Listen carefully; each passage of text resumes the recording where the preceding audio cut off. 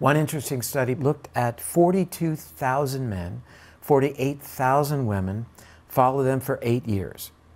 Those who had the highest level of uric acid had a 16% increased risk of all-cause mortality. Cardiovascular mortality, 38%. Why might that be? Let's say that diet is one of the biggest players, and I think perhaps the most important. So LOVE means lower uric values, and it's the diet that we constructed that can be used as a lens through which you could look at your dietary preferences or your dietary dogma, if you will, whether it's keto, vegan, paleo. All of those diets and others can be adapted to be more conducive to lowering your uric acid values. It means, as things that we've talked about, being very cognizant of purines, of alcohol, specific types of alcohol, and certainly when you recognize that 70% of the manufactured foods in America today, in other words, if it has a barcode and it's in the grocery store, it has added sweeteners, 70% do.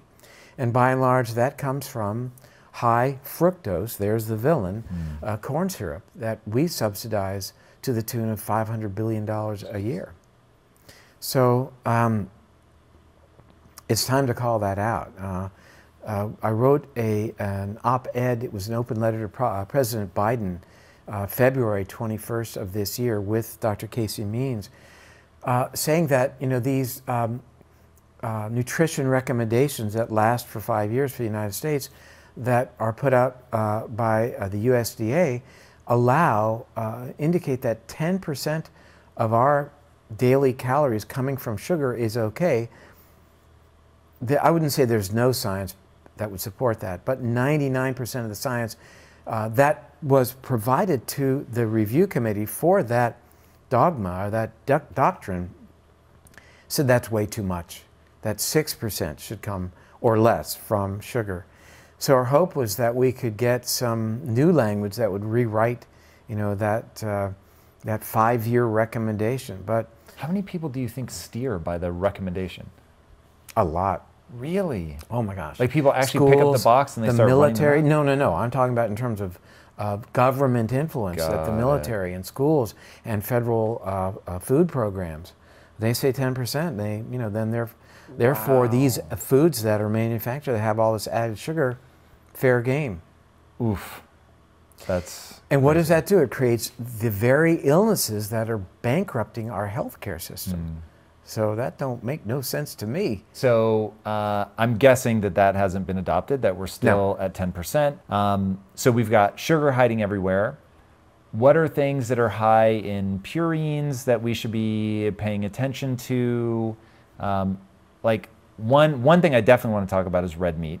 But where else are we going to find, like, if we know that DNA and RNA is in everything, then I don't even understand, to be honest, how some things are higher or lower. But it has to do with the cellularity and the concentration. The more cells it has as opposed to other things. Give me a dense cellular one. Dense cellular one would be like a small fish, like a sardine or an anchovy. Is more really than dense, lots an of apple? cells. Well, let's just stay with it, meat or animal products for 1 second. We'll get to that in a second.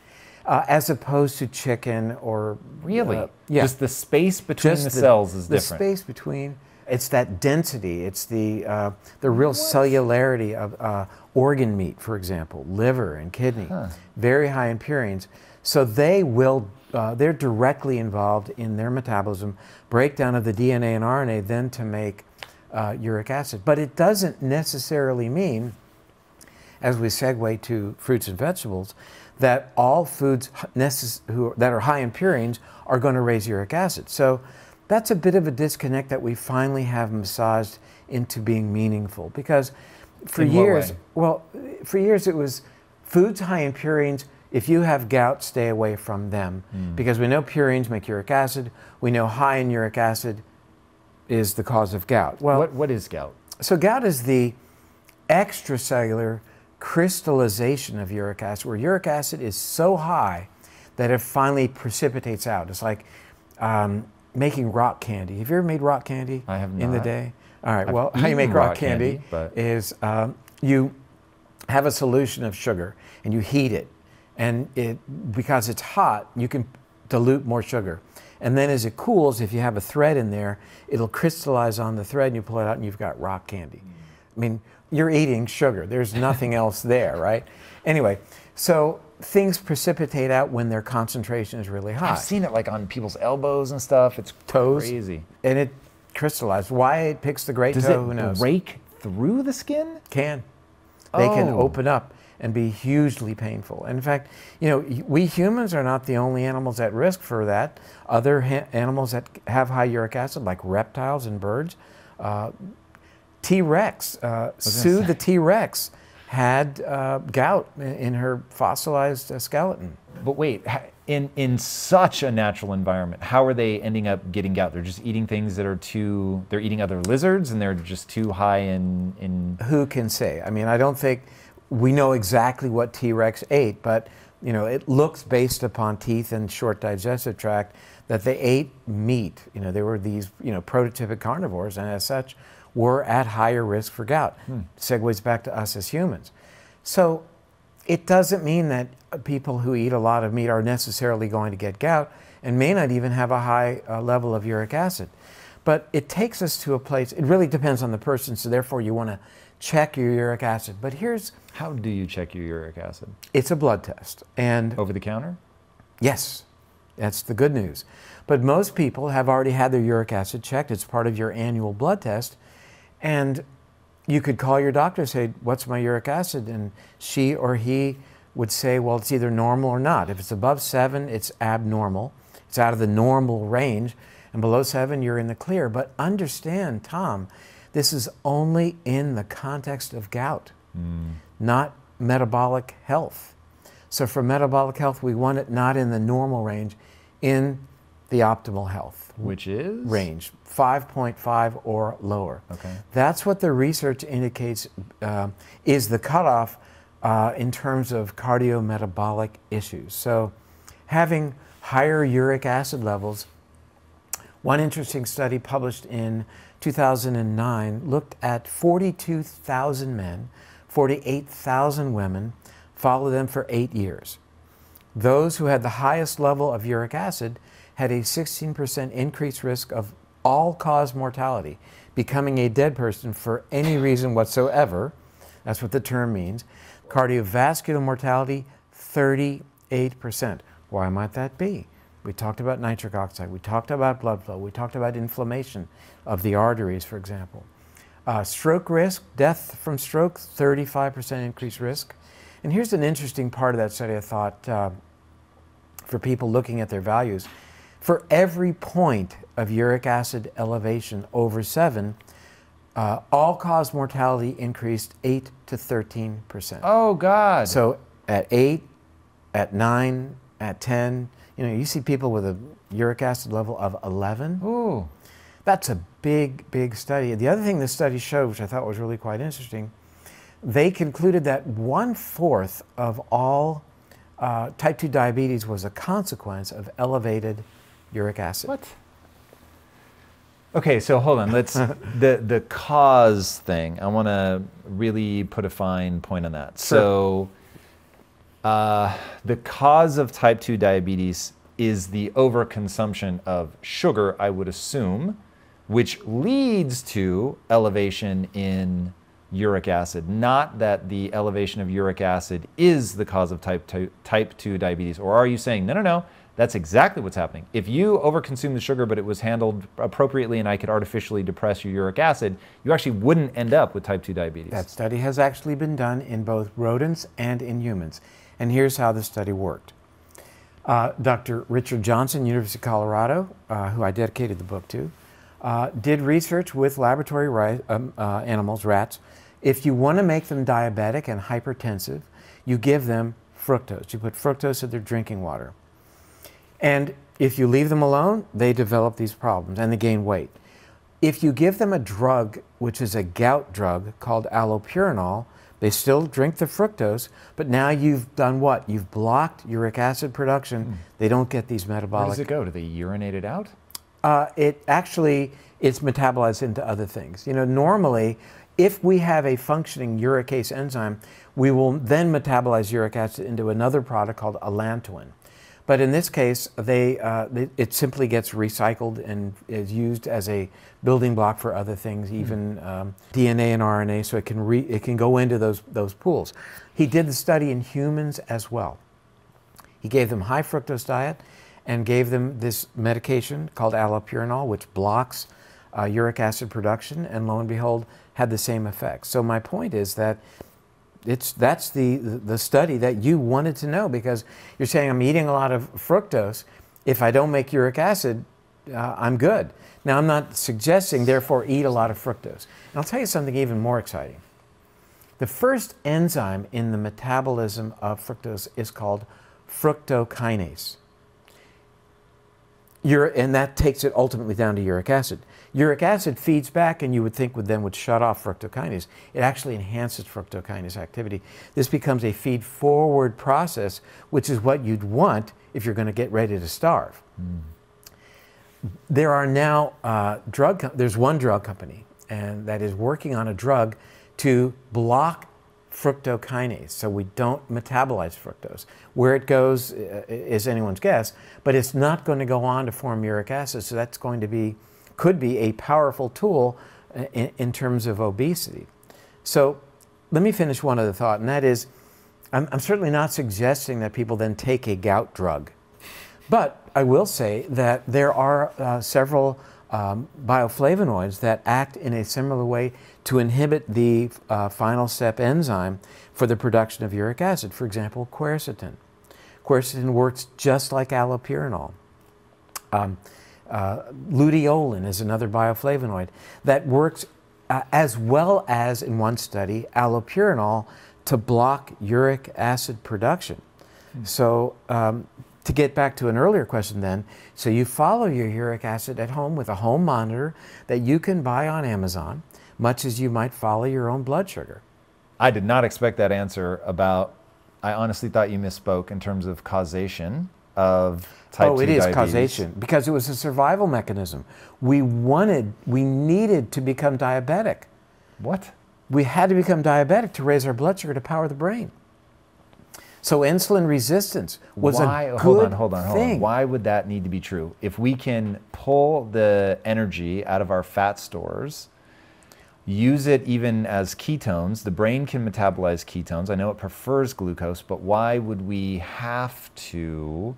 Because it seems so transient. We can't store it in the bloodstream long enough for that to be meaningful, right? I mean, isn't that the whole idea behind fat storage? Is it's a much more stable long-term? It is, but you have to consider that these are not animals that are getting fat.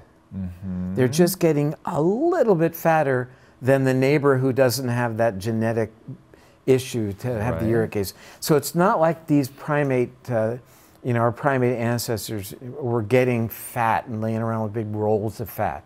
They just had a tiny bit more fat.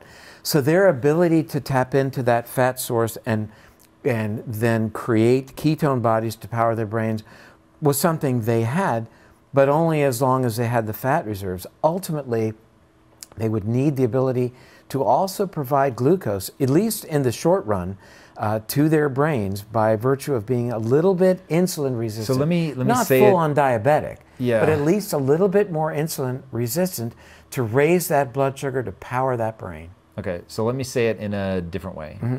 That every year in winter, we had a cycle get triggered where we would become slightly diabetic, meaning that our body made it harder. Uric acid made it harder for the normal mechanisms to pull the blood sugar out of the bloodstream and store it away. Exactly. Which meant that it was available in circulating supply. We ran hot, if you will, of just there was slightly elevated levels of sugar in our blood, and it becomes sort of a second storage location. In fact, is it the only storage location for sugar? You can store some in your liver. Right. You can store some in your muscles, but it doesn't come back out into circulating supply, right? And you could store some in your kidney. Interesting. That one you mentioned earlier, but I'd never heard that before. Yes. So we get all these sort of little nooks and crannies where we are now storing sugar for that period of the year, and then presumably we would come back out of that as we got out of the fruit season, we made it through the winter, and now things would theoretically normalize. That's right. But remember that we can, with that blood sugar, we can then trigger the manufacturing again of fructose. Even though we haven't consumed fructose, we can manufacture it. From fat, or from, are we going to have to break down muscle? From sugar, from glucose itself. I think that what that fructose is doing is in keeping this whole cascade alive, where it's not just making fat, but locking it up, storing it, keeping it, guarding it. It's precious, because that's, at the end of the day, that's our last fuel source. You're going to go through your glycogen ultimately if you have no food whatsoever. Mm-hmm. The other thing, interestingly, is as we metabolize fat, as any animal metabolizes fat, we make water. So this is a powerful hedge against dehydration as well. We make 1 gram of water for every gram of fat that we metabolize. It's a pretty interesting concept that it's a hedge against dehydration as well. I mean, whales don't drink water. They make their own water from the fat. That's why one of the reasons they're so fat. And animals that live in the desert, when there is fruit available, they'll eat that fruit, make fat as a storage depot from which their bodies will make water. Whoa. This is far more interesting than I would have thought. It's a really fascinating mechanism. I've never heard anybody talk about this before. Okay, I want to talk about red meat. So I eat a lot of red meat. I've never tested my uric acid levels, so I'll be very curious to get one of these tests. I'm going to send you one. That would be amazing. I will send you one. And I ask because I feel amazing. And I, though, don't know if I'm killing myself slowly. So every time I go to get off of red meat and eat higher vegetable diet, because I do eat vegetables, I don't feel as good. And I could just be doing it poorly. I'm fully open to that. But I am super curious, is it all red meat? Why do we have to worry about red meat? What's the knock-on effect as it relates to Well, there are many things to talk about as it relates to eating red meat that you've had other people talk about, and I want to focus on in the context of uric acid. Yep. I eat red meat myself, and you want to be sure you're eating quality meat, and if you eat poultry, and certainly if you eat fish. But that said, it's not beyond the quality, then it would be a quantity issue. Now, you may, through your metabolism, be able to tolerate more red meat or other animal products, but you would want to know your uric acid level. So it's as you would know how much you could tolerate in terms of carbs by virtue of using your continuous glucose monitor. This is yet another biofeedback mechanism whereby you're going to understand how your diet is influencing your uric acid level by virtue of how much meat you consume. So yes, certain meats are worse than others, the organ meats, the smaller fish, etc. But it's beyond purines. I mean, there are other things to consider that you've already considered. That said, there are vegetables, certain vegetables that are fairly high in purines, like cruciferous vegetables, for example. But again, they are buffered by the fiber content, by the bioflavonoids. Like I mentioned, quercetin. Red onions, really high in quercetin. A great food, onions and the cruciferous, to help lower uric acid, and the vitamin C part of that equation as well. So how do those lower uric acid? Well, the vitamin C does so because it enhances uric acid excretion from the kidney. The quercetin and other bioflavonoids act like the uric acid lowering drug. They act like the allopurinol, the final enzyme, the xanthine oxidase, if you will, that is involved in creating the uric acid. And then again, the fiber in vegetables, because they will contain some fructose, slows the release of that fructose into your body. So you don't get like you would get from drinking a glass of fruit juice. Bad idea.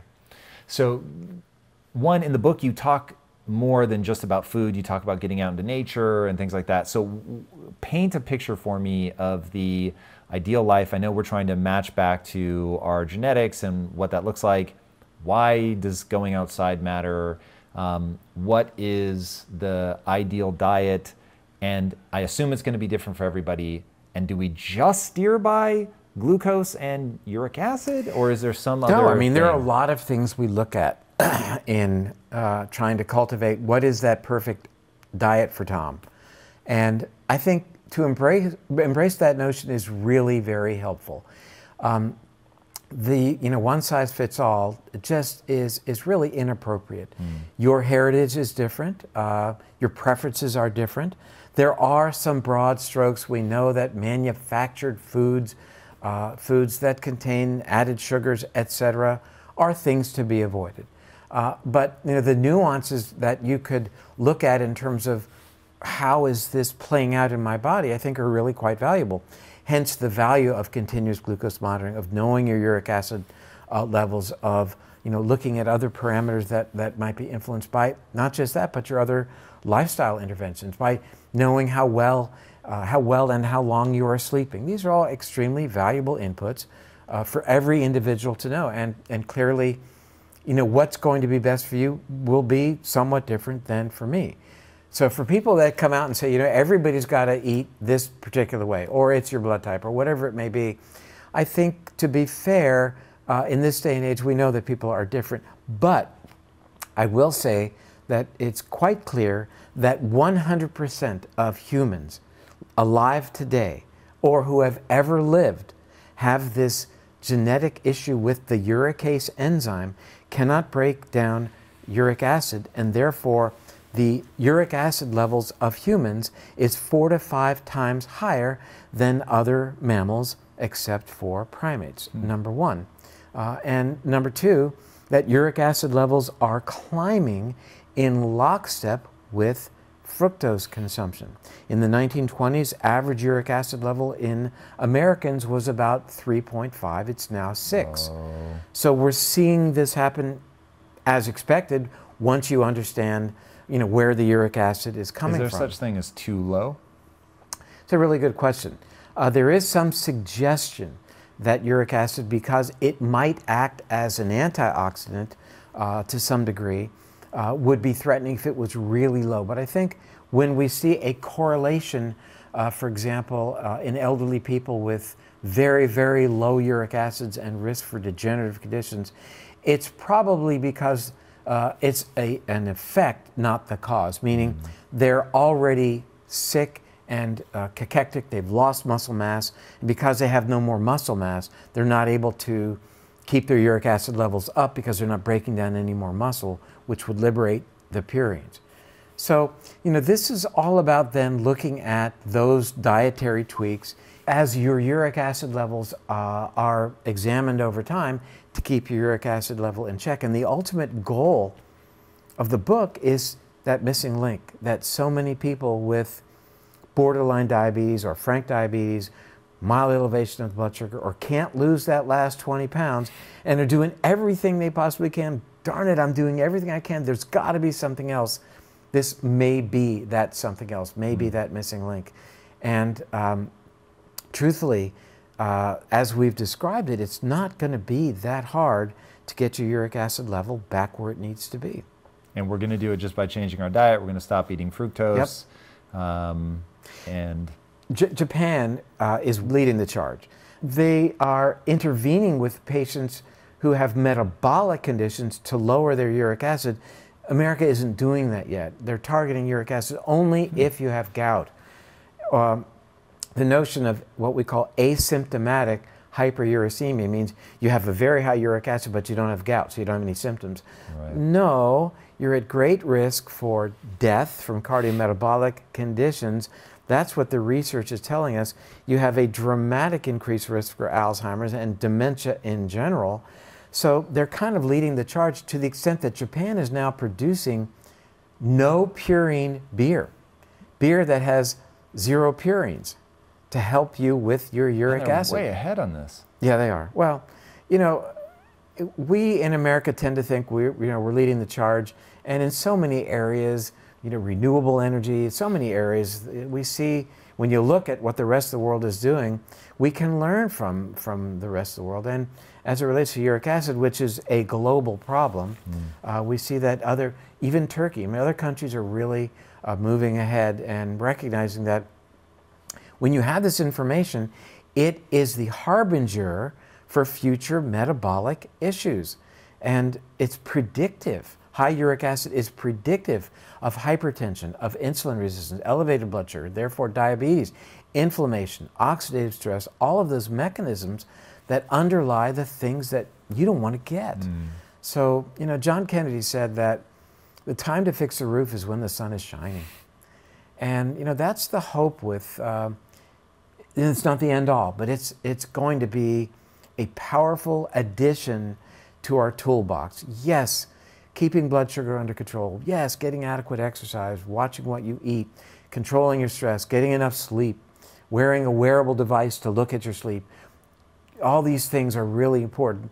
This is now going to be looked at as a strategic metabolic marker right there with blood sugar and blood pressure and serum lipids. I think you're going to see uric acid very soon being on par with those. Is uric acid volatile? So when I think about wearing a continuous glucose monitor, the fun is that it's moving around, right? So if I have... Not as volatile as moment-to-moment blood sugar measurements, but it'll change within a day.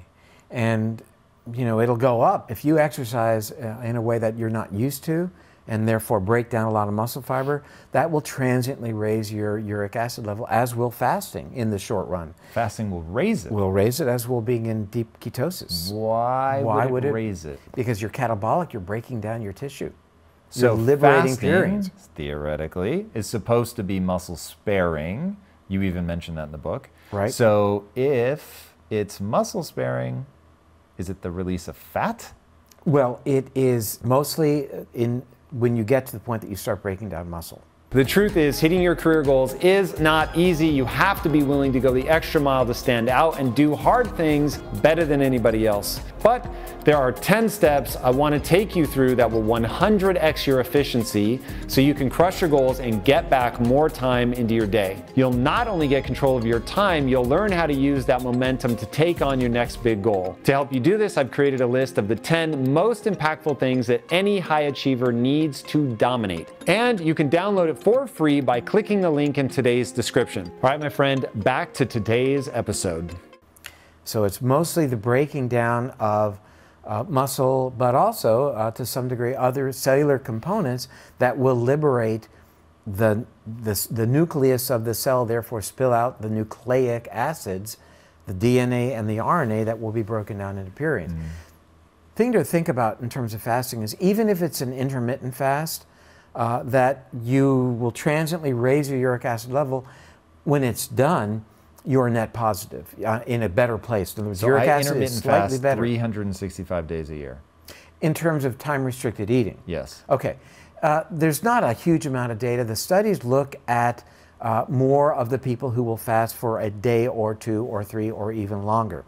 But that ultimately, the time-restricted eating, is so beneficial for your metabolism that we included a chapter in the book on that notion. I mean, we've known that for a couple of years, and Dr. Sachin Panda even recently has indicated that this time-restricted eating is one of the most powerful things we can do to improve our metabolism. So we're all in on that. We talk about continuous glucose monitoring as well. It's all about gaining this information, and then when you have it, having somebody tell you, okay, what should I do with this information? On staff, we have a vegan, and I once watched him cane an entire package of blackberries.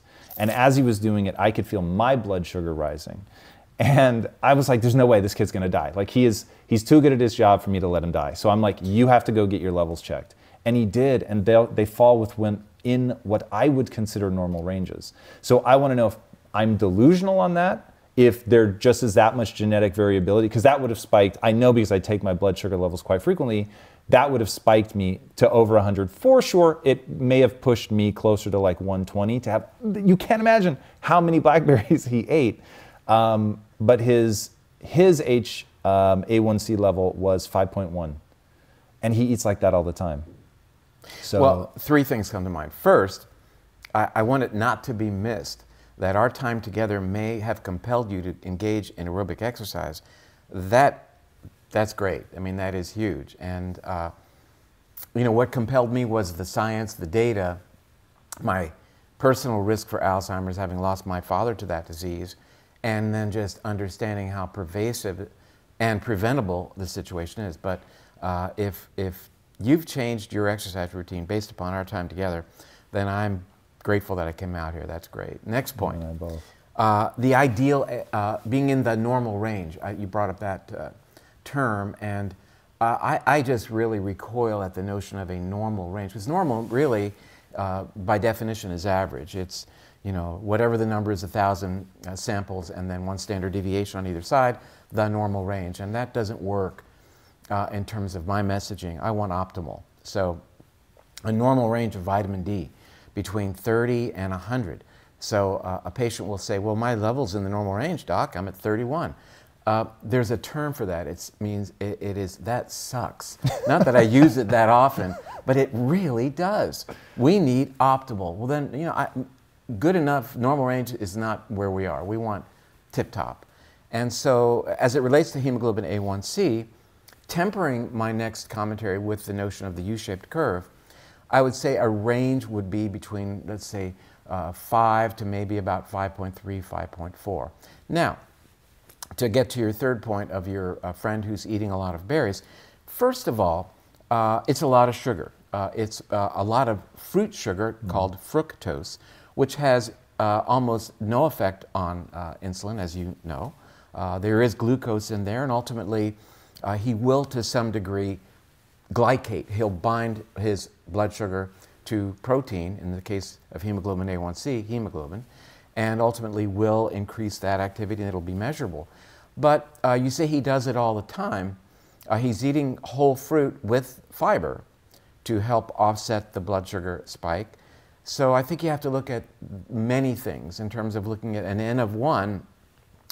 What did his A1C turn out to be based upon what you've observed? There are a lot of variables here. We don't know what his microbiome looks like, for example.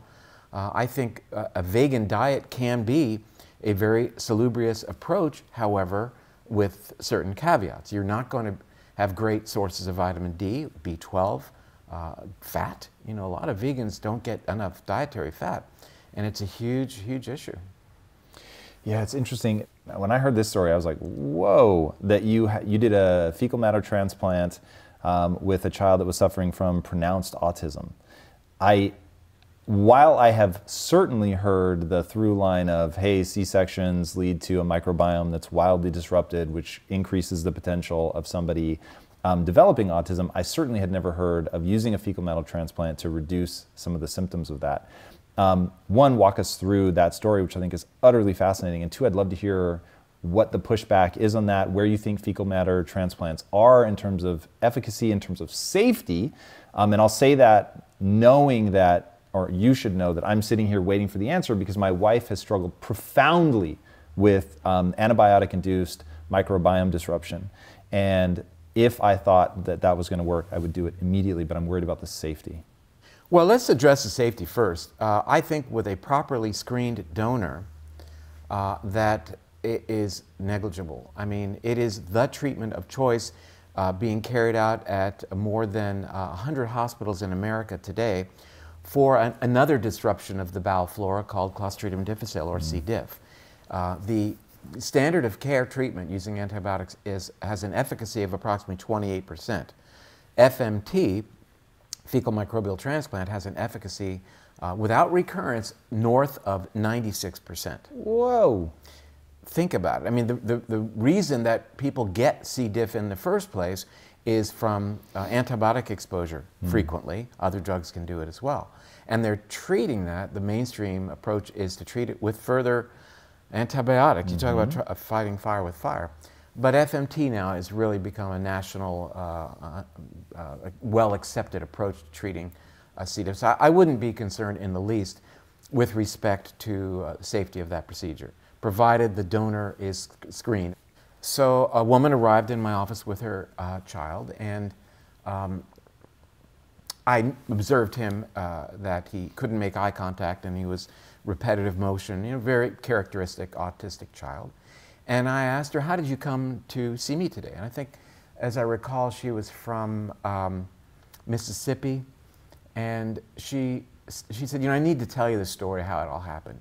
She was in the parking lot of a grocery store, and she couldn't get her child out of the car. And next to her was parked a gentleman in a truck, and he apparently apologized to her and said that he didn't mean to get involved in this, but maybe you ought to take him down to Florida to see me, of all, you know. And she asked him why, and apparently I had helped somebody in his family. So she comes to see me with her son, and it was right then that I was deeply immersed in the literature that was revealing that these kids have a profound disruption of their gut bacteria. I mean, it's almost like an autism fingerprint. And this was several years ago, that we see very powerful correlations between these patterns of gut bacteria and the manifestation of autism. That we see children who are born by C-section, you alluded to that earlier, have an increased risk of autism, and that C-sections disrupt their microbiome. One researcher, clinician, actually Dr. Feingold, actually was treating autistic children using vancomycin to help an antibiotic to reestablish some balance, and was getting good results. So I said, let's at least start with some probiotic enemas. I instructed her how to give her child probiotics from the health food store, putting him in an enema and administering them. He improved. He doesn't sound like a big deal, but he was able to tie his shoes for the first time in his life, and he was able to spend the night out at a friend's house. I mean, those are major landmarks. They don't seem like much, but they were.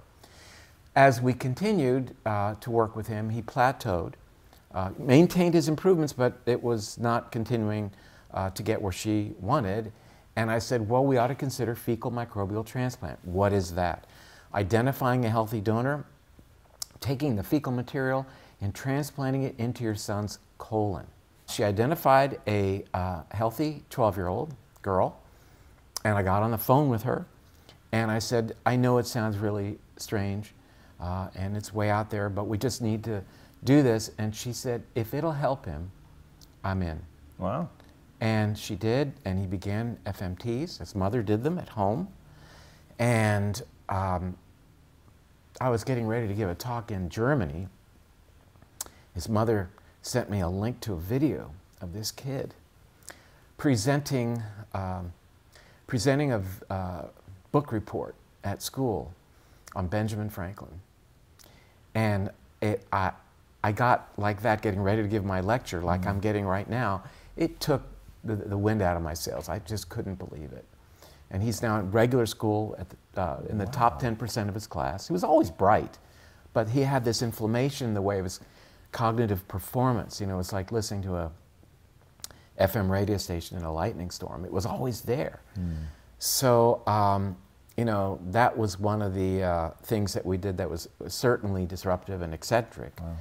Wow. Since then, the University of Arizona did an interventional trial on 20 autistic children, demonstrated profound improvement in these kids, where nothing has helped them ever, in collaboration with researchers from Harvard, validating the notion of fecal microbial transplant as a treatment for autism.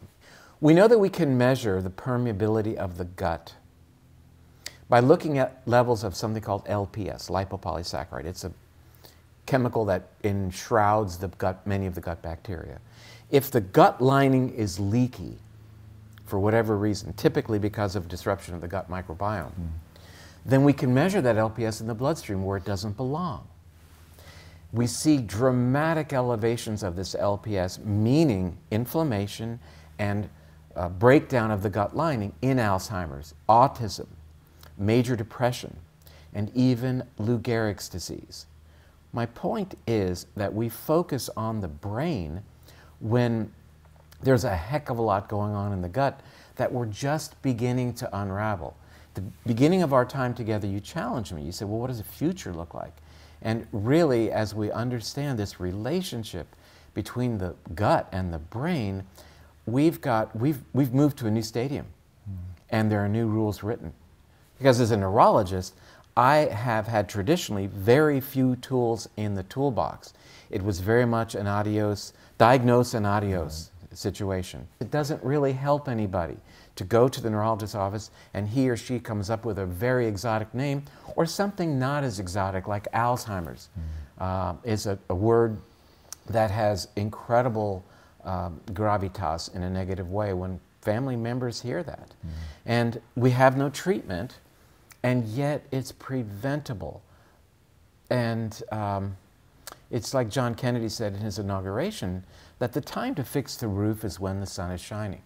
And that really has been a fundamental aphorism for me, that to prevent these situations for which we have no treatment is the call to action. And there's no doubt that to a significant degree, this epidemic is preventable. And that's the message that we want to shout out, because we are inculcated with the mentality that we should live our lives however we choose, and come what may, there'll be a treatment, right? Yeah. Eat crap and we'll give you a diabetes pill to get your A1C below 7. What kind of goal is that? But the reality is, treating your diabetes to lower your blood sugar has other downstream effects that may not be good. Lowering your cholesterol level with a statin drug may not be the best thing to do. And go deeper on that. I've heard you talk about that, statins' effect on insulin receptors, which was what put it on my radar that there are potentially other issues or other things that insulin is doing, because I always just thought of it as the, taking the blood sugar out and putting it in the cell. Let me see if I can connect those two, the notion of diabetes and statin drugs, for example, and why I'm really seemingly dialed in on diabetes. Because if you become a type 2 diabetic, which is by and large a choice, you have quadrupled your risk for Alzheimer's. Did I say a disease for which there is no treatment? Yeah. So that's why you don't want to become a type 2 diabetic. In the Journal of the American Medical Association in 2012 was the publication of a study called the Women's Collaborative Study, and it involved 150,000 women, and it demonstrated that those women taking a statin drug had an increased risk of developing type 2 diabetes by 71%. Whoa. In men, according to a more recent study, 2015, journal is Diabetologia, their risk is increased about 46%. Taking a statin drug that's ostensibly the good thing to do for your heart is actually associated with a significant increased risk for another situation for which, guess what? We've got another pill for you. So now you're on your statin, and we're going to add in your diabetes pills. This is diabetes that, did I say, quadruples your risk for Alzheimer's, a disease for which there is no treatment. So we connect these dots, and this is the information that people need to know before they capriciously acquiesce to taking that drug because my doctor said my cholesterol level is too high. Yeah. And truthfully, I mean, I think we all well understand that it is a pathway of this cholesterol number gets me to write that prescription for this patient. And I'll explain that, well, high cholesterol is going to give you a massive heart attack. Well, that isn't true. That at least 50% of myocardial infarctions in America today occur in people with normal, so-called normal cholesterol levels. Beyond that, we have this idea of what is called the statin brain, where taking a statin drug is associated with cognitive issues, memory issues. And this is called out on the bottle of medicine, that this drug can affect memory. Why so? Well, your brain loves cholesterol. It's a very important fat as a lining of your brain cells. It acts as a brain antioxidant. And equally important is the notion that we talked about vitamin D and how critically important that is in your entire body. That there are more than 900 receptors in your body for vitamin D. That's how pervasive its actions are. And most of those are in the brain. Where does it come from, vitamin D? Oh, it comes from the sun. The sunlight shining on your naked body changes a chemical into vitamin D. What is the chemical? It's cholesterol. I actually did not know that. Well, cholesterol is from which we make vitamin D, as it is from which we make testosterone and progesterone and estrogen and cortisol. So this vilification of cholesterol is very much off base. But you got to give somebody credit. It sure paved the way for the notion that it's bad and that if you eat eggs, your children will be born naked or some horrible thing will happen, and that we should lower cholesterol to incredibly low levels. The lower, the better. So the notion of the U-shaped curve has yet to find its way to that level of pharmacology, understanding that we need our cholesterol. We love our cholesterol.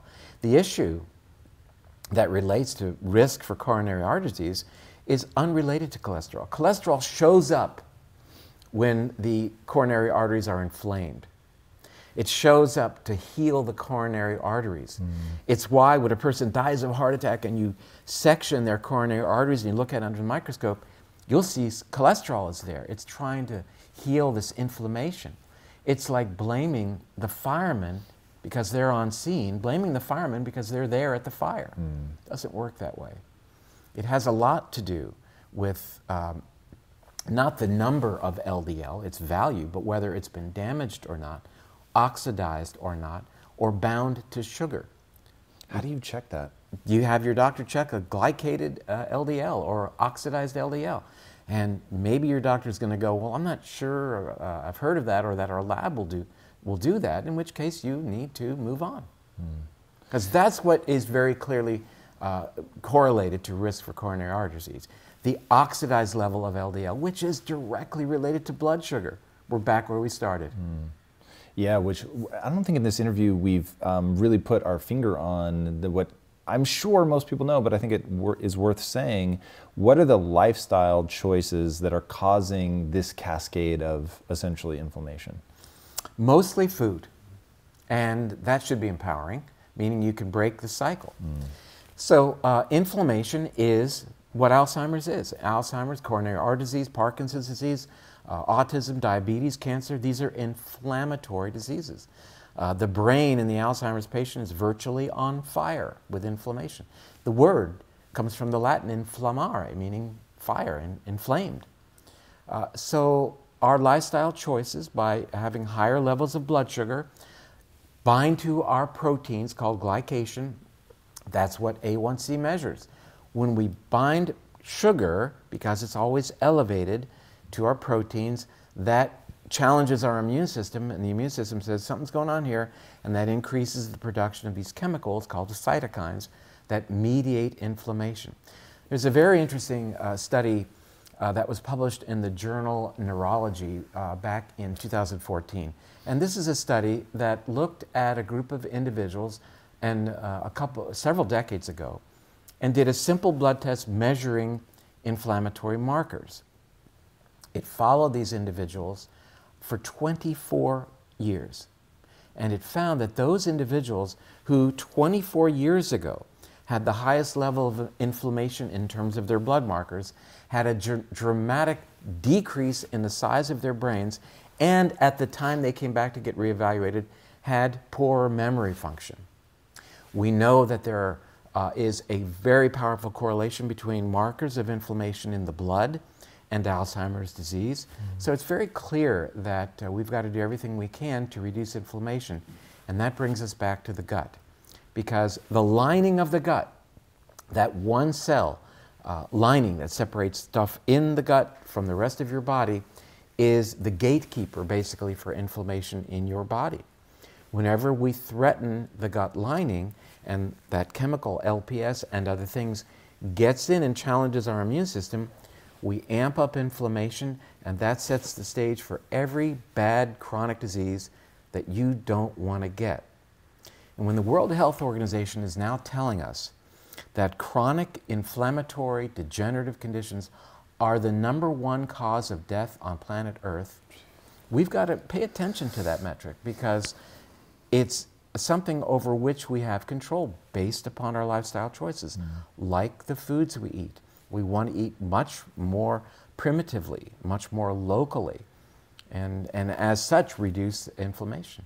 What is up, my friend? Tom Bilyeu here, and I have a big question to ask you. How would you rate your level of personal discipline on a scale of 1 to 10? If your answer is anything less than a 10, I've got something cool for you. And let me tell you right now, discipline, by its very nature, means compelling yourself to do difficult things that are stressful, boring, which is what kills most people, or possibly scary or even painful. Now, here is the thing. Achieving huge goals and stretching to reach your potential requires you to do those challenging, stressful things and to stick with them even when it gets boring, and it will get boring. Building your levels of personal discipline is not easy, but let me tell you, it pays off. In fact, I will tell you, you're never going to achieve anything meaningful unless you develop discipline. All right, I've just released a class from Impact Theory University called How to Build Ironclad Discipline that teaches you the process of building yourself up in this area so that you can push yourself to do the hard things that greatness is going to require of you. All right, click the link on the screen, register for this class right now, and let's get to work. I will see you inside this workshop from Impact Theory University. Until then, my friends, be legendary. Peace out.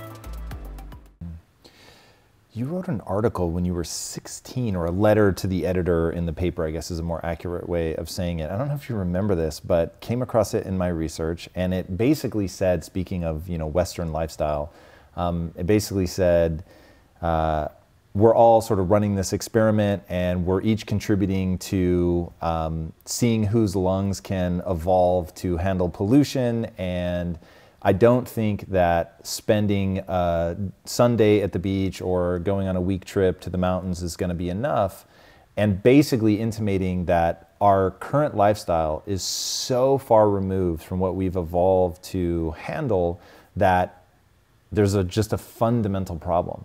And before we started rolling, you and I were talking about your notion of brainwash, the new book that you're working on, and I just want to hear a little bit about that, about what are some of the things that are happening from a lifestyle perspective at a broader level than what we've just been talking about, just what we eat, but what we're engaging with, negativity and how that influences the brain, and the way that media is presented and the kinds of influences that they're having. Like, what are you finding as you look more deeply at that?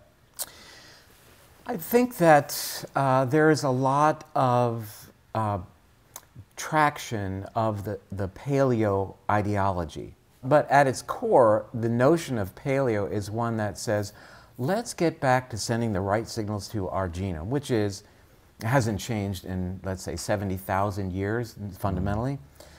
And it gets back to our original conversation when we started today about how our lifestyle choices are interpreted by our genome, how our food beyond the macronutrient content is actually information, sending up-to-date signals as to our environment to our genome so that our genome can then in kind respond to maintain our health by responding to the signals that it receives. Our evolution cannot keep up with the environment to which we are exposed and the environment to which we choose to expose ourselves. So the idea that we can change that by going back and trying to think about what it was that our ancestors' lifestyles must have been like, and therefore cause our genome to express genes for longevity, reduction of inflammation, stabilization of immunity, is, I think, really very, very important.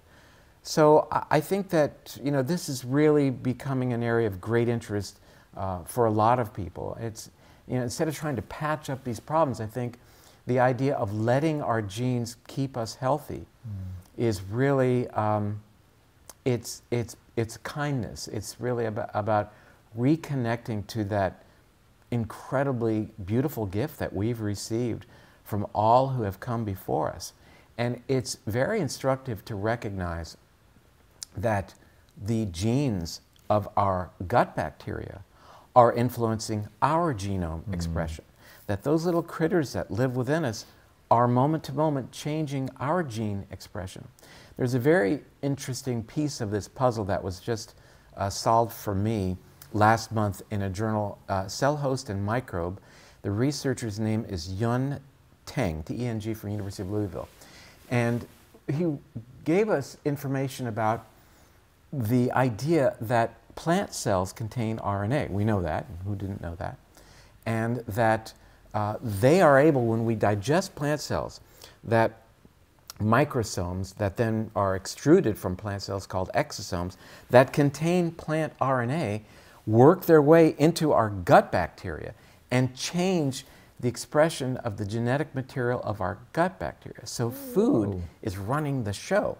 Plant food is changing the expression of our bacteria genome that leads to three important things as it relates to our gut bacteria. It changes their rates of multiplication. It changes the metabolic products that they produce, like vitamins and neurotransmitters. And it changes their location in the gut, hopefully closer to the gut lining so they can help us keep that intact. So that was a very intriguing couple of dots to connect. Therefore, our food is changing our gene expression. And we should think about that. You know, we say when a woman is pregnant, she has to be careful because now she's eating for 2. Or, well, Tom, you're eating for 100 trillion right now. This morning before we came here, I was having breakfast at the hotel, and the women next to me, one woman was, had skim milk in her coffee because we don't want dietary fat, yeah. And to which she put several pink packets of sweetener, which the research shows is profoundly damaging to the microbiome, associated with a profound increased risk of obesity in a French study of tens of thousands of, I think it was 70,000 women, and also dramatically increases your risk for avoiding sugar in the first place, type 2 diabetes. Her brain has been hijacked by media that would let us believe that this is the right choice. But that media doesn't have her health at the core of their interest. What that media has, it is their end-up bottom line, right? And she is simply a pawn on that chessboard being manipulated. That is the focus of this new work called brainwash. We're trying to wash people's brain and push the reset button and really call out all the ways that day to day our lifestyle choices are being manipulated. You know, learning that all of our online areas that we explore are being leveraged to create advertising that's appealing to us. That's I'm not telling you something that your audience isn't certainly aware of, but it has health consequences. It's not just that you happen to buy, you know, the latest pair of glasses or a shirt. It has to do with your health, like this woman this morning choosing this artificial sweetener.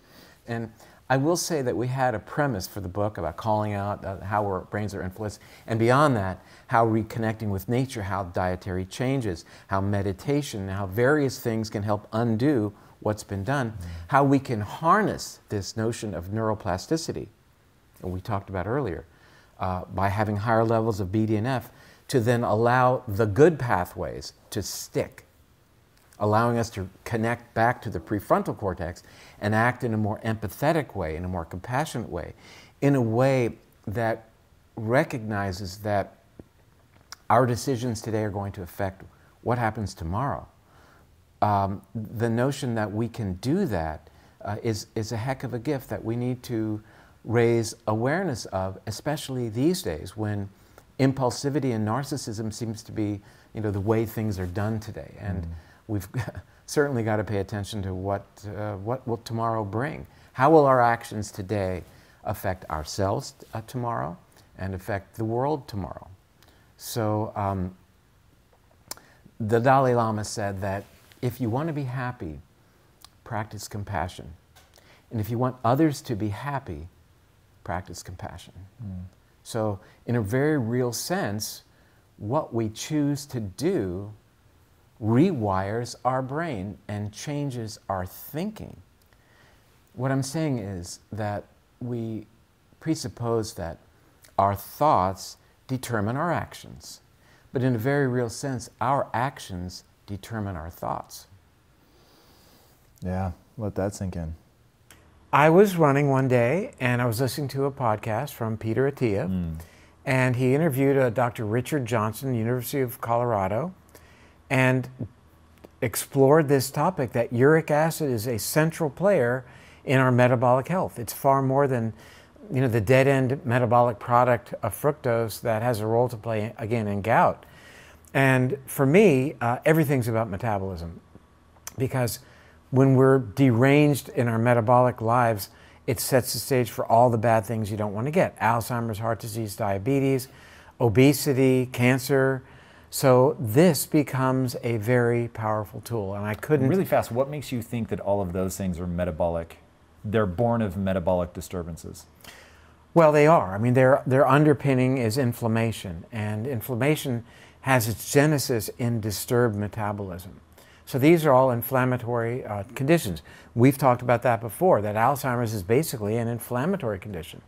That, you know, people are now becoming aware of inflammation in the world of COVID, getting this thing called the cytokine storm, whereby suddenly inflammatory chemicals are produced in excess throughout the body, and people have problems with their brains and their lungs, etc. But in the same force in a lower level, acting over a longer period of time, could be, let's say, the cytokine drizzle, and is equally as devastating to the body. So, and the cytokine drizzle is a response to eating pro-inflammatory foods? Not just eating pro-inflammatory foods, but anything. The answer is yes, but not just. Anything that increases inflammation, not getting enough sleep, engaged in stressful activities, a disturbed gut bacteria, setting the stage. That's a powerful source of inflammation in human physiology. Leakiness of the gut lining, for example, dramatically amplifies inflammation. So a lot of roads lead to the Rome of inflammation and set the stage for things like Alzheimer's and coronary artery disease.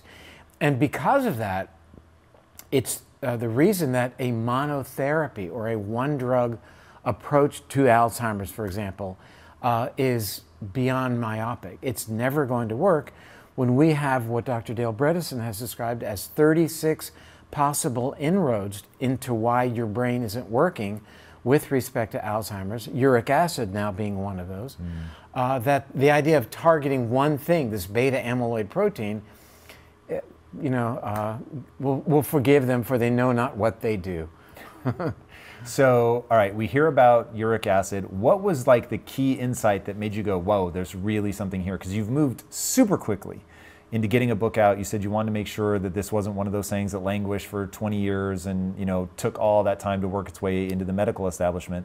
What was the key insight that made you go, whoa, this is a real linchpin in the understanding of metabolic health?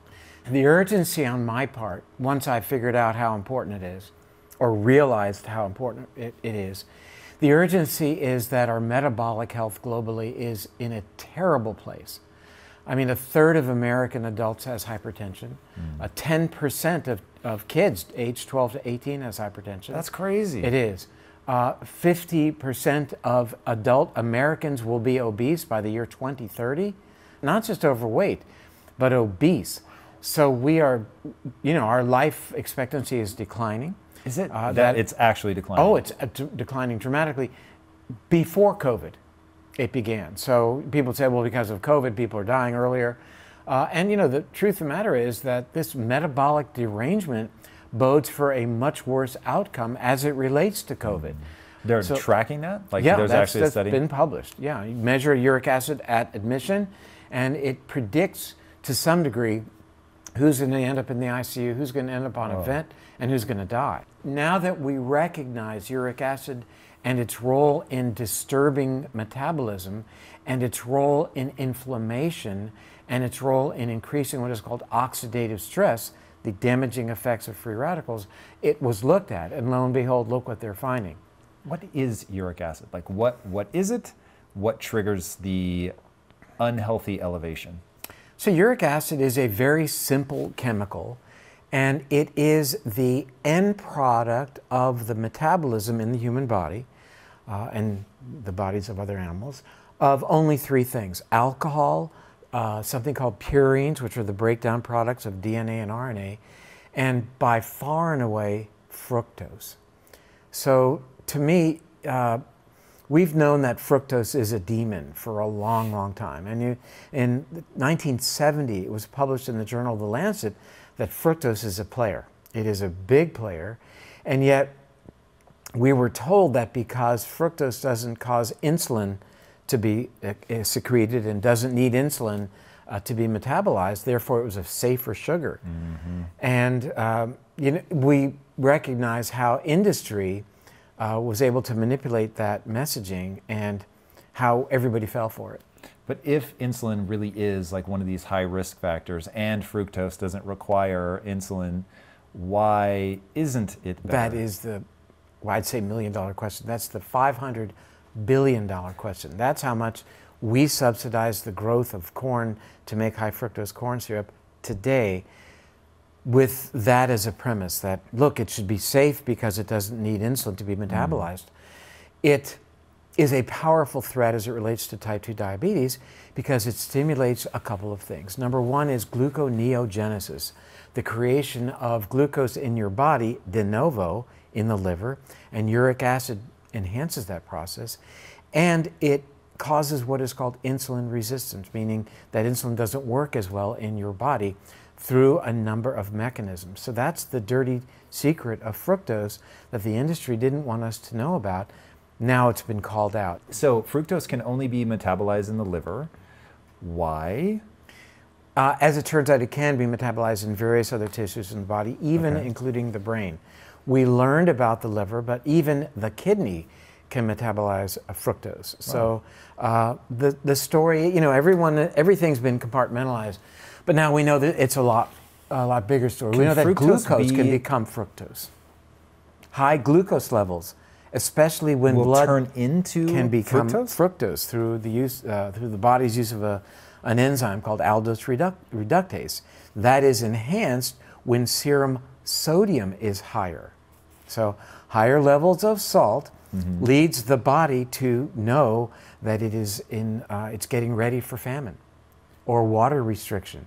Make more salt.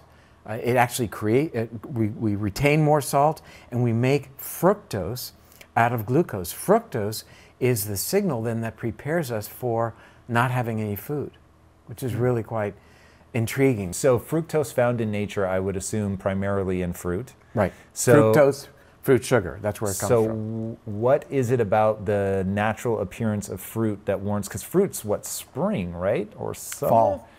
Fruit's fall? Late summer. Wow, that's what happens when you live in LA. Late summer and early fall. That's when it ripens. So it's like, hey, traditionally for our ancestors. I mean, now you have fruit 360, right? Yeah, like I literally have no idea what's natural. So, but traditionally it is the late summer and early fall when the wild blueberries would ripen, and our proclivity to finding sweet things, a survival mechanism deep in your brain and the brain of every human walking the planet, makes us gravitate towards sweet. We consume fructose, and that triggers a powerful mechanism in our bodies to make fat, to store fat, to lock it up, to make more blood sugar, to power our brains, to raise our blood pressure.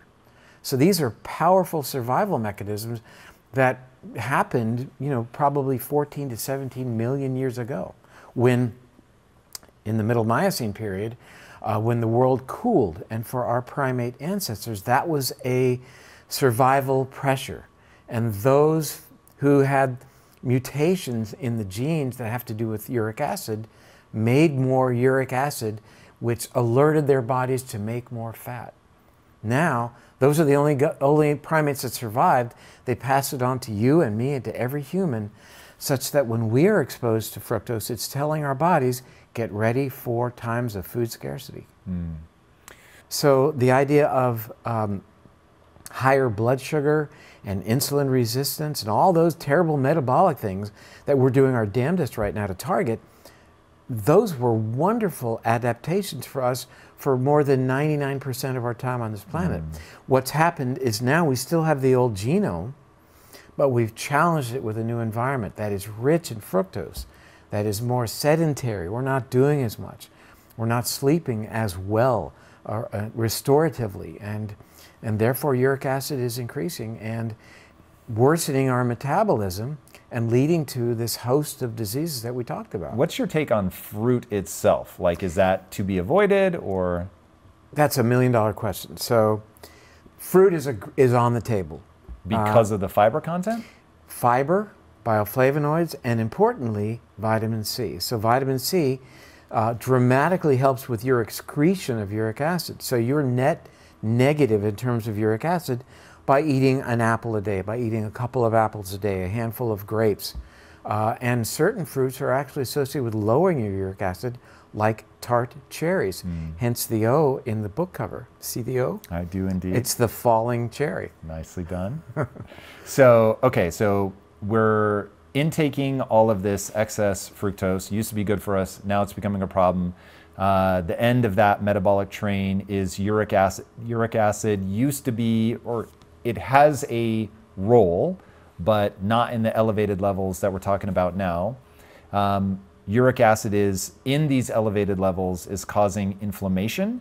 Is there anything else going on, or is it simply this cytokine drip? Oh no, there's a lot going on. And let's double click on something I think is really interesting vis-a-vis some news that happened today. One of the things that uric acid does, it inhibits nitric oxide. Now, not to be too technical, but we need nitric oxide for many reasons, two of which are it allows blood vessels to open up, improving blood supply. When there's not enough nitric oxide, there's not enough blood supply. It also facilitates how insulin works to keep our blood sugar in check. And not having function of nitric oxide compromises blood supply and compromises how insulin works, so our blood sugar will go up.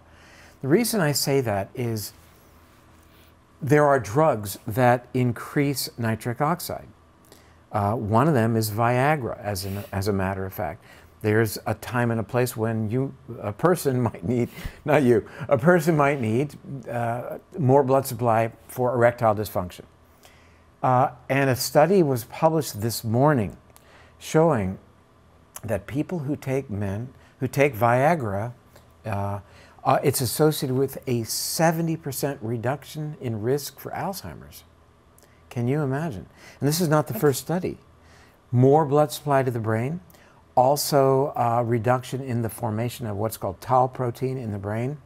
But think about it, that might well explain why elevation of uric acid is associated with an 80% increased risk of dementia, a 55% increased risk of Alzheimer's specifically, and a 165% increased risk of vascular dementia. Because it's actually lowering our NO. It is lowering the functionality of nitric oxide. Okay, so we have the nitric oxide in the system, but it's unable to do its thing because of the elevated presence of uric acid. And important, I think a lot of people get the nitric oxide blood supply relationship, but the tying nitric oxide into how insulin works is a relatively new idea. So that's been demonstrated in animals and then in humans that that's an important function that's compromised by uric acid. So yes, we talked about inflammation, cytokine storm, cytokine dribble. This nitric oxide story is actually very important as well. And how does it interface with insulin? Because we need nitric oxide for two things. How insulin is able to get through the blood vessel to then target the insulin receptor, and then how it's able to bring blood sugar into the cell, doing its job to help lower blood sugar. So the function... And you need the vasodilation to pull that off. You need, that's how insulin makes its way through the blood vessel to get to the muscle and or liver cells to do its job in terms of the sequestration of blood sugar, if you will, for the formation of glycogen. Okay, so that would predict then, if the elevated levels of uric acid cause my vasculature to be too constricted, now I basically am leaving the glucose in my bloodstream. I'm probably then going to secrete more and more insulin, trying desperately to get it out, because the mechanisms don't realize that this isn't a lack of insulin problem, this is a vasodilation problem. I'm too constricted, I can't get out, I can't reach the muscle cell, I can't reach the fat cells. That's really interesting. It's really interesting. It's a big problem because that leads to insulin resistance. Insulin doesn't do its job. And, insulin resistance is devastating for the brain. Why? Well, the brain requires glucose, so we can understand from that perspective. But insulin is a powerful trophic hormone for the brain. It nurtures brain cells. If you want to grow brain cells in a petri dish, let's say, you nurture them with insulin, and that's how they grow. So, insulin has far more important roles, beyond just its role in regulating blood sugar. So insulin permits the glucose receptors at the blood-brain barrier to allow glucose to get into the brain to power the brain cells, if you will. So it's a very big story. So why might this be? What would be the upside of having uric acid create insulin resistance and therefore cause blood sugar to go up? Why? Because when you're starving, it'll help power your brain. Because, you know, we're not the fastest, we're not the strongest, but we have a big brain in relation to our bodies. So that's been our ace in the hole. It's been our high card that we can play during times of, you know, either starvation or predation. So we need our brains to keep us able to get food and to keep us from becoming food. And that's not a real concern these days, right? But in the day, we needed to make sure we didn't get eaten. One of the chapters in the book is called Survival of the Fattest. I assume this is what we're talking about. Yeah, and it's not like our primate ancestors got fat and we're lying around being fat. They just had a little bit, a little edge, that superpower, a little extra body fat, so that, you know, for that extended period of time when there wasn't food, they would be the ones to survive. They were able to lay down that fat and survive because they had a mutation in this gene, the uricase genes. So they couldn't break down uric acid. Their uric acid levels would go up, trigger their fat production, and they would survive. Help me understand that mechanism in light of what we just walked through. So elevated uric acid, constriction of the blood vessels, the glucose stays in the system. How is it getting me to lay down the fat if the glucose molecule or the insulin molecule is having a hard time getting the glucose molecule into the cell? Other mechanisms. So we only covered two so far. The next would be oxidative stress. So elevated uric acid profoundly increases what is called oxidative stress. When mitochondria in the cell are exposed to higher levels of oxidative stress, they are less functional, and that triggers, that's one of those stresses in the body that triggers fat production. And that becomes a really interesting story that we didn't cover specifically in the book, but I think it's fascinating nonetheless because it's similar, and that is, why do we as human beings not make vitamin C? I mean, you know that's a fact. You've talked about it before. And I think we have to talk about that, because it's not just, well, it sucks to be human, we don't make vitamin C. You got to make sure you're not a limey, you eat enough limes, you don't get scurvy, so that your teeth don't fall out and your kids aren't born naked or whatever happens when you have scurvy, yeah. Right? Well, I think it's interesting because this oxidative stress triggers fat production, which was a good thing.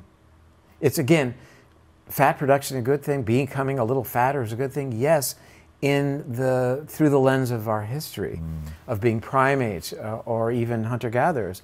And increasing oxidative stress by not having vitamin C would have been looked upon as being a good thing through that lens again, and would also cause us to then seek out the fruit. Those who would seek out the fruit would survive, get enough vitamin C to survive during times of food scarcity. Okay, so now as we take this into a modern context, we know that it served us for a while, but now we have so much fructose coming into the diet. Our levels are going up so high, we're constricting the blood vessels. Going back to what you said about Viagra, like if that ends up holding, I mean, that's like a miracle drug. A 70% decrease in the likelihood of Alzheimer's is crazy. I would take a 5% decrease in Alzheimer's risk. And I think it's fair to say that, you know, getting your metabolic house in order is a powerful way to decrease your Alzheimer's risk. We know that to be true. We know if you're a type 2 diabetic, you've quadrupled your risk for that disease, Alzheimer's, for which there is no medical treatment, as you and I have this conversation right now.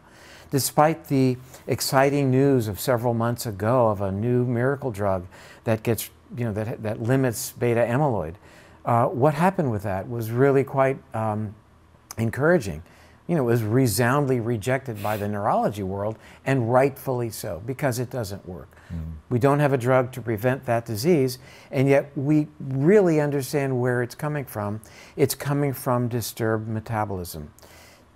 It's been said that Alzheimer's is not generally a genetic disease.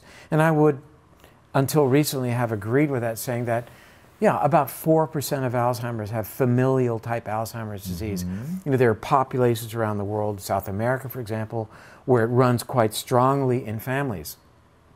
I would tell you now that it's probably 100% genetic, as is type 2 diabetes. I would say it's 100% genetic. And you're looking at me saying, where are you going to go with this? And let me play it out.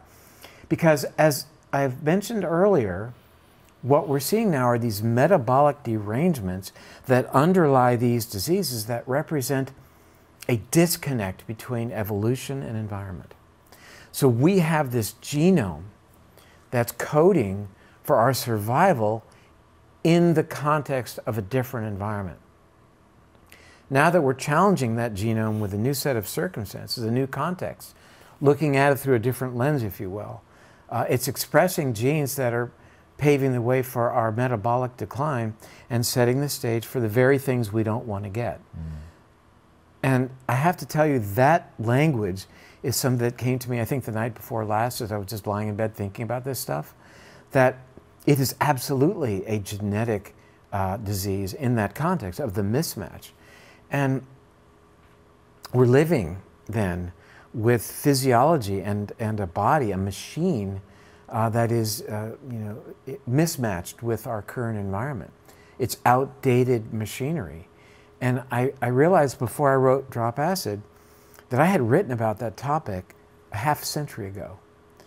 And I wrote an op-ed in the Miami Herald about what about us living today with the outdated machinery that is more suited to the environment of our ancestors. And I saved it. I was 16 years old when I wrote that article. I saved it. I put it in the book. And that's the issue, is that it's the foundation of the paleo movement. Let's try to recapitulate the environment of our ancestors, both just in terms of other activities, sleep and exercise, physical activity, stress, but mostly the foods that we eat.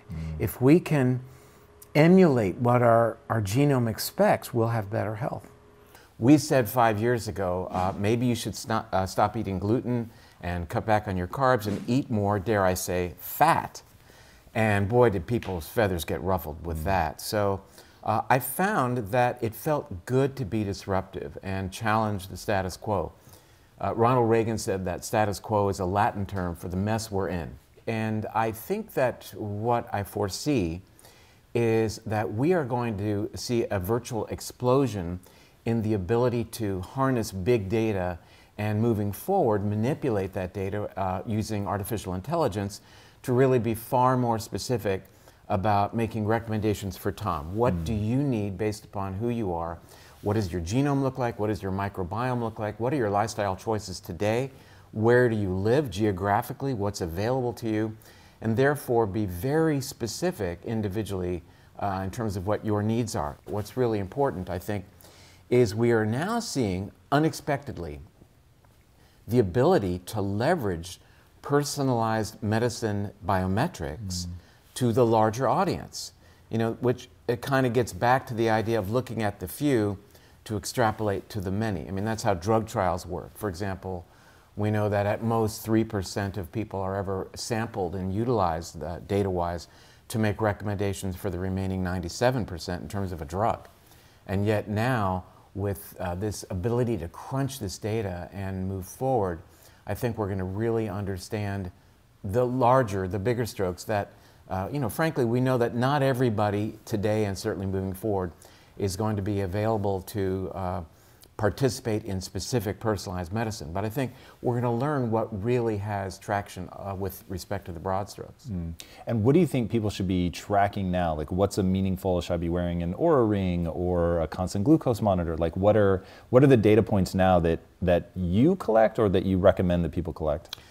Well, it's a good question because, as you well know, there's such incredible availability right now to look at changes in your microbiome on almost a daily basis, for example. Certainly your genome is a great place to start. That doesn't change, or does it? In reality, we know that our day-to-day lifestyle choices are hugely influential on the expression of your life code that we thought was really locked up in a glass case, and we now recognize absolutely is not. So I think that to start with, we should all understand our genomes.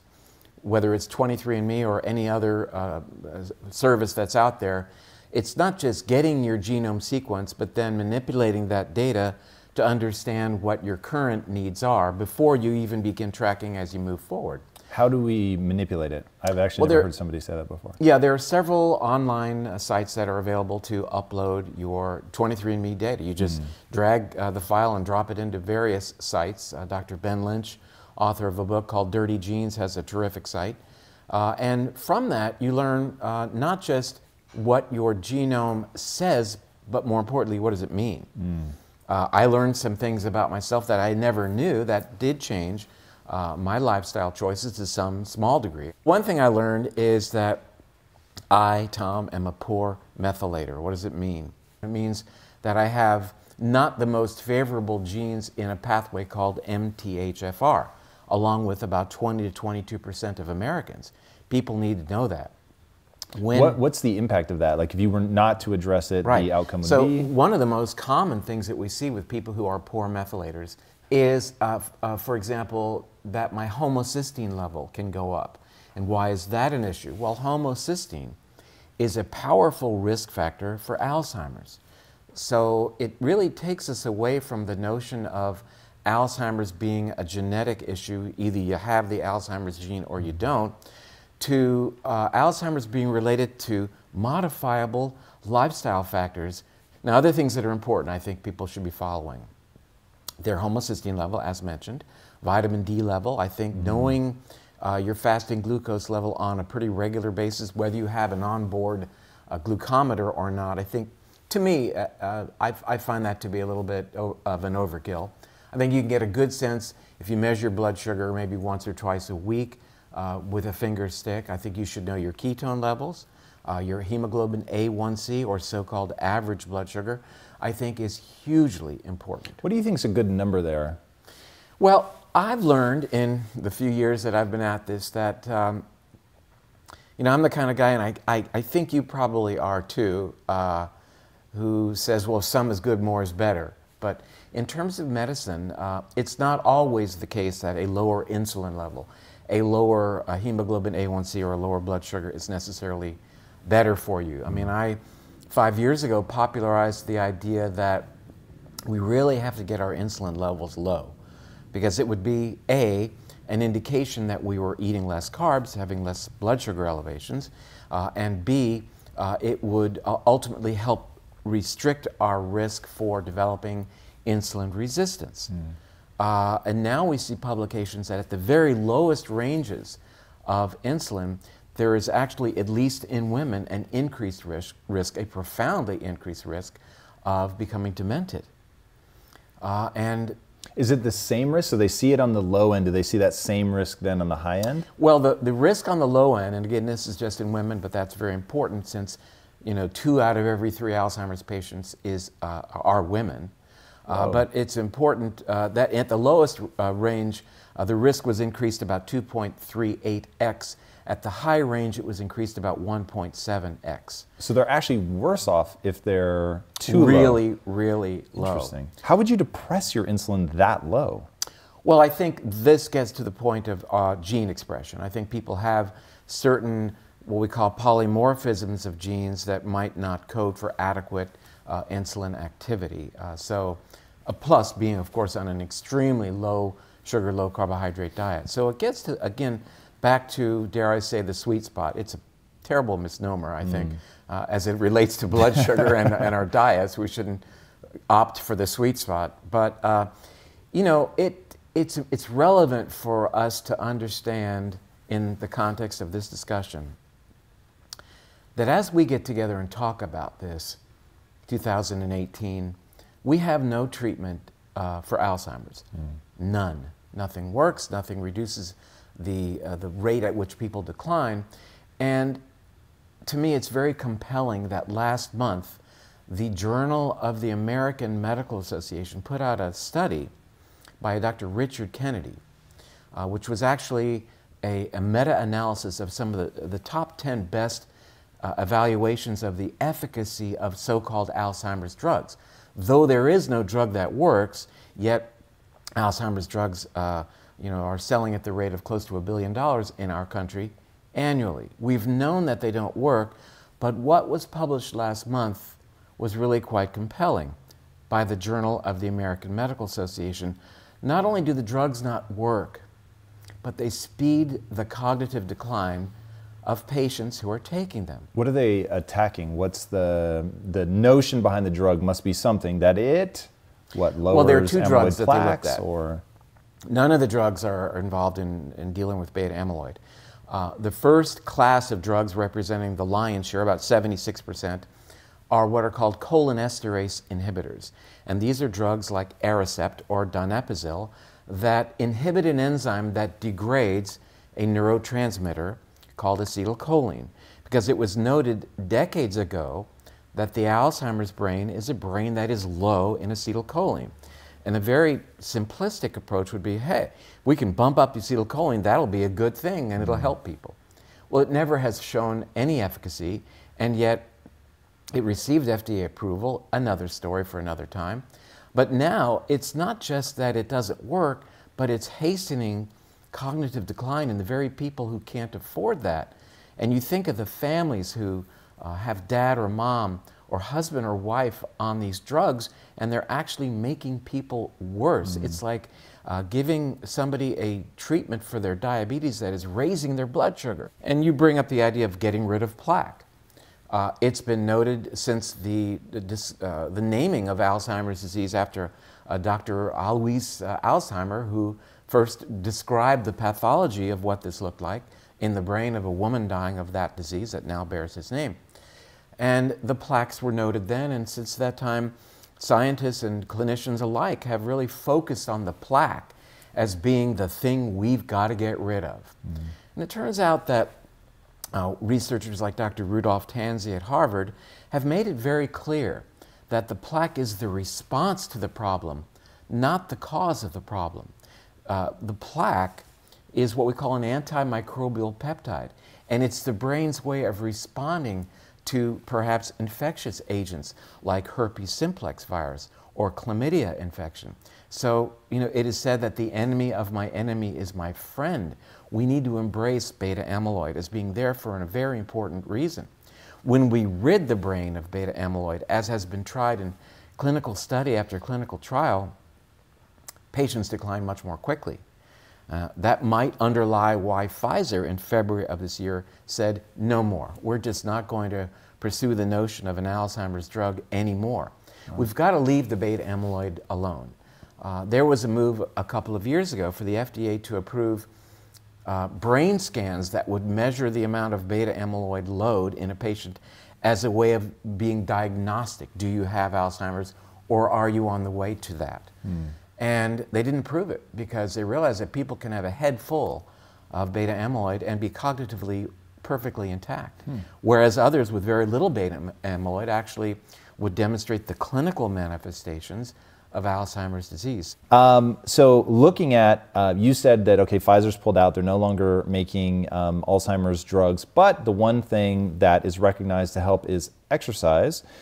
We know that exercise has a sort of what I'll call a real-time effect on blood sugar.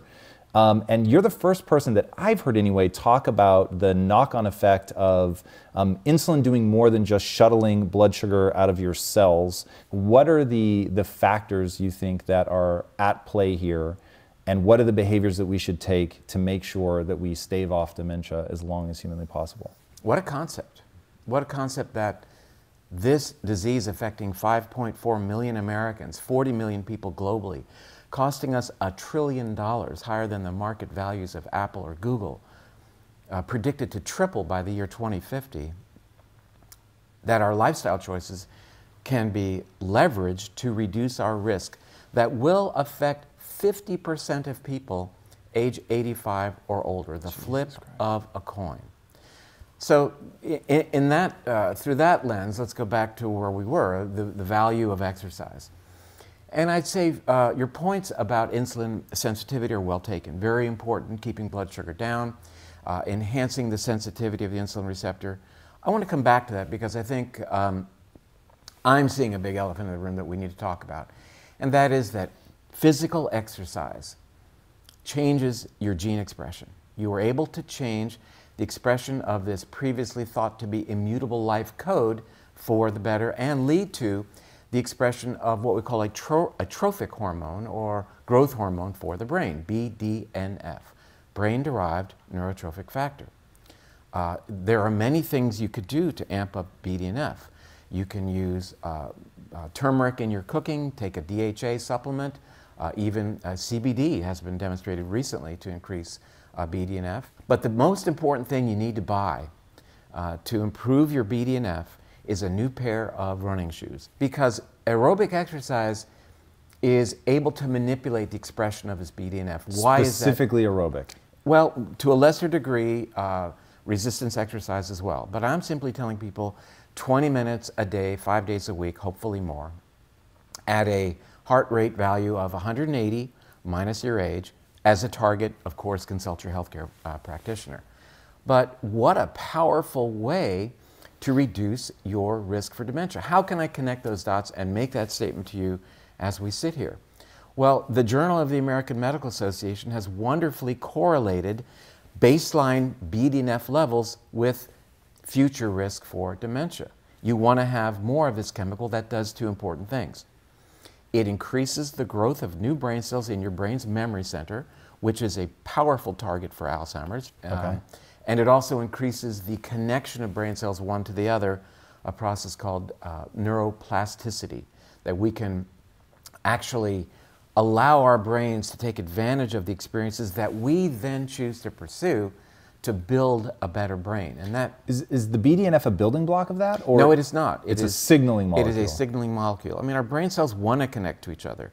And our lifestyle choices that are highly stressful, that are deprived of restorative sleep, that are higher in sugar in terms of diet, that are overall stressful, increase cortisol, for example, that inhibits the growth of new brain cells, actually compromises our brain cell population in the very areas that we need them most, like the memory center, the hippocampus. So we can reverse that. We can tip the scales in our favor and say, I'm not going to continue losing brain cells. I'm actually going to repopulate my memory center with new brain cells. That study was done out here at UCLA in collaboration with researchers at University of Pittsburgh, led by a Dr. Erickson, demonstrating two groups of people, 100 people in each group. One group stretched for a period of a year. The other group was involved in aerobics. They found that those who stretched had lower levels of BDNF, declining memory function, and shrinkage on very sophisticated brain scans in terms of their hippocampus size, which is the... Let's pause there because I want to walk through this and make sure that I understand. This is incredible and potentially very useful, but I want to make sure that I understand the sequence of events. Right. Okay, so first of all, does BDNF trigger the regrowth of brain cells across the brain or just the hippocampus? No. Good point. We used to say the brain doesn't grow new brain cells. End of story, right? I mean, you're probably too young to know that. No, that's what I was taught. When I was in medical up, school, we were told that your brain maxes out at about age 18, then every beer you drink after that, it's 40,000 brain cells or whatever the magic number was. For whatever reason, I don't remember that. But how incredible that in your 90s, you were still growing new brain cells. You have this gift of regrowth, of neurogenesis. It's a choice you can make.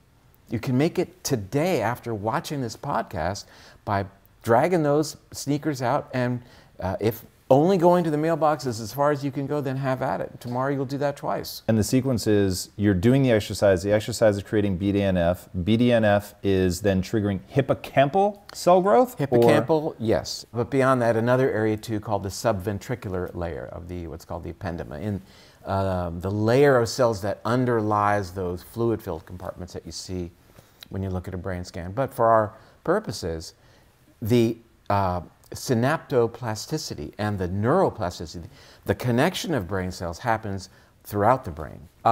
We also depend on a process called synaptic pruning. What does that mean?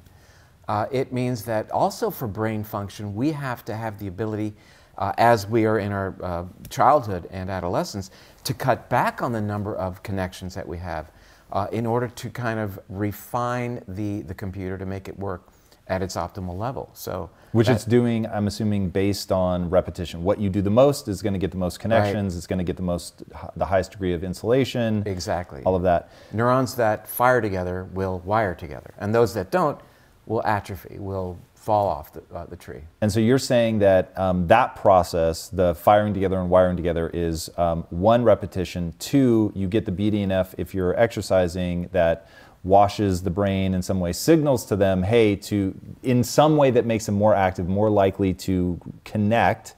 So what is the advantage then, the evolutionarily coded or selected advantage that exercising people should have higher levels of BDNF and ultimately, let's just say, be more able to survive and cognitively superior in evolutionary terms? Right.